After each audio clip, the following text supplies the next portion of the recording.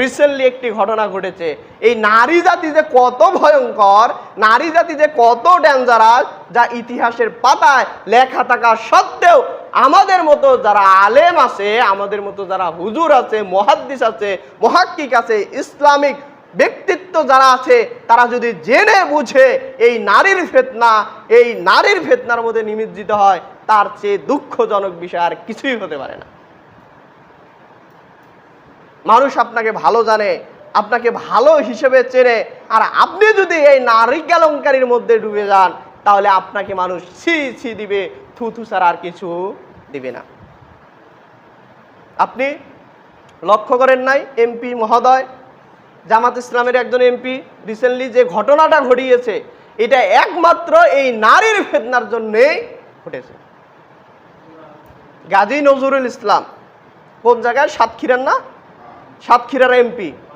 তিনি প্রকাশ্যে সিসি ক্যামেরায় দেখা যাচ্ছে তিনি নারী নিয়ে অবৈধভাবে, তার বয়স 7 থেকে 17 বছর, আর যে নারীকে নিয়ে তিনি হোস্টেলে গিয়েছেন তার বয়স কত? কাগজে কলমে 18 হয়নি। বিভিন্নভাবে কখনো সে দাবি করতেছেন এটা আমার দ্বিতীয় স্ত্রী, কখনো দাবি করতেছে তৃতীয় স্ত্রী, অথচ কাবিননামা বিভিন্ন বিষয় ডকুমেন্ট সে দিতে পারছে না। অবশেষে সবচেয়ে ভালো একটি কাজ করেছে জামাত ইসলাম, তাদের সংগঠন থেকে তাকে লাথি মেরে বের করে দিয়েছে। শুধু তাই নয়, তার এমপি পদ পর্যন্ত হারিয়ে ফেলেছে। আর আল্লাহ তো মুমিনদেরকে নির্দেশ দিয়েছেন তোমরা এই অশ্লীল কাজ, এই বেহায়াপনা কাজ থেকে দূরে থাকো।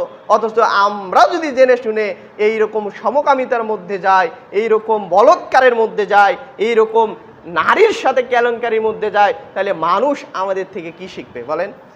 আমরা যদি বলি যে সলাত আদায় করো, জাকাত দাও, মিথ্যা কথা পরিহার করো, সুদ থেকে বিরত থাকো, আর আমি যদি সেই কাজ করি, তাহলে এর চেয়ে অন্যায় আর কি হতে পারে বলেন? তো সেই জন্য যে আমরা যে কাজগুলো করতেছি এগুলো থেকে আমাদেরকে নিজে আগে সেফ থাকা লাগবে, নাহলে মানুষ এবং দেশের মানুষের কাছে আমরা কালারিং হয়ে যাব।